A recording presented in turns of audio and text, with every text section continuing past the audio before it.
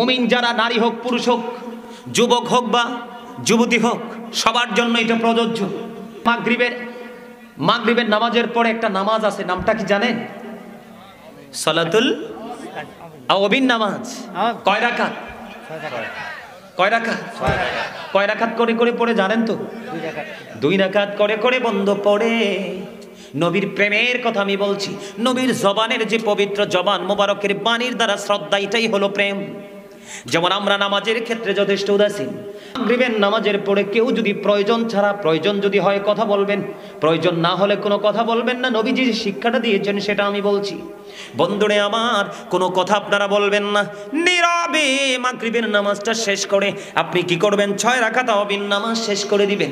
আমার নবী জানিয়ে দিয়েছে, পাগল রে, আমি নবী বলে গেলাম, তুমি একটা দিন যদি মাগরিবের পরে আওয়াবিন নামাজটা আদবের সাথে পড়তে পারো, আমি নবীজি রাস্তায় দেখিয়ে দিয়েছি সেই রাস্তা অনুযায়ী তোমার আমল নামায় একদিনের নফল ইবাদত পড়ার কারণে, আওয়াবিন পড়ার কারণে তোমার আমল নামায় 12 বছরের নফল ইবাদতের সওয়াব দেওয়া হবে। প্রেমিকেরা আসবে সবার আগে। প্রেমিকেরা কি করবেন? আসবে সবার আগে। আমি কিন্তু ছোট্ট ছোট্ট করে বন্ধু এক্সাম্পল দিচ্ছি। আপনি আমি কিন্তু সবাই কোরআন শরীফটাকে দেখি, দেখে দেখে পড়ি, তারপরে অত ভুল। আমার নবীর জামানায় কোরআন লিখিত ছিল না, আবু বকরের জামানায় কোরআন লিখিত ছিল না, হযরত ওমরের জামানায় কোরআন লিখিত ছিল না, হযরত উসমান রাদিয়াল্লাহু তাআলা আনহুর জামানায় এসে কোরআনটাকে 6টা কপি করা হয়েছিল।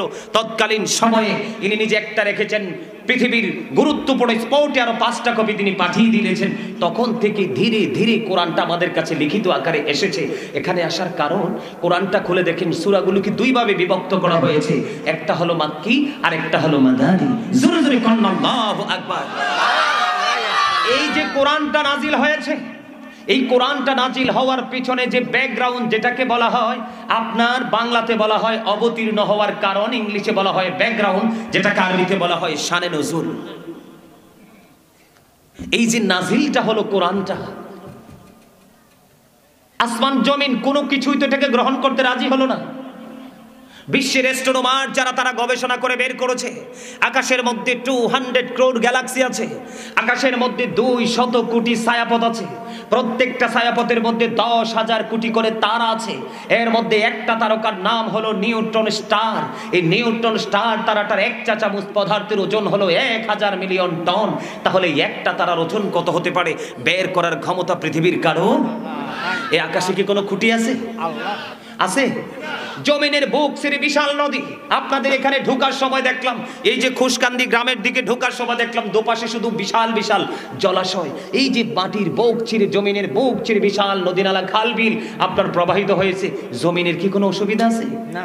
আকাশ জমিনের বুকে বিশাল বড় বড় অবকাঠামো হচ্ছে, মেগা প্রজেক্ট গুলো হচ্ছে, অনেক বড় বড় ভবন হচ্ছে। জমিনের কি কোনো অসুবিধা আছে?